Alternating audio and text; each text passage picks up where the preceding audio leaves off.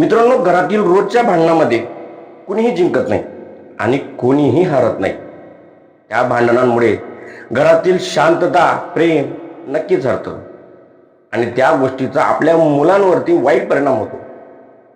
तू बरोबर की मी बरोबर या गोष्टींमध्ये अडकलात तर आयुष्य असंच संपून जाईल, पण घराला घरपण येणार नाही. आणि एकमेकांना सुधारण्याच्या भानगडीत जर पडाल तर रोज अशाच तणावपूर्ण वातावरणात तुम्हाला जगावं लागेल. मुखवटे घालून लोकांसमोर आनंद दाखवायचा आणि मनात मात्र असा भाव असेल की पर्याय नाही म्हणून घरात राहावं लागतं. त्याच्यामुळे जे आहे जसं आहे त्याचा स्वीकार करा.